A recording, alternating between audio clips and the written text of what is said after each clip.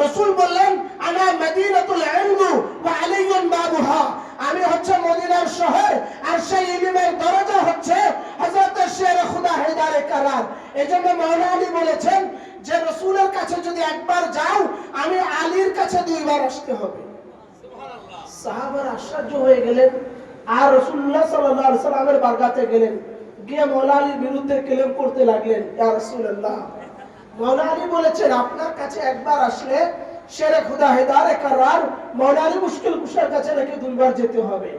তখন রাসূল পাক মাওলানা আলীকে ডাকলেন, ডেকে বললেন হে আলী তুমি এটা বলেছো?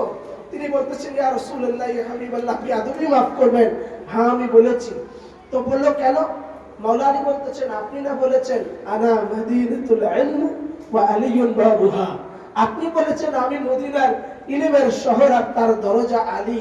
তো দরজা দিয়ে একবার যদি ঢুকে আবার তো দরজা দিয়েই ব্যাক করতে হবে, বাহির হতে হবে।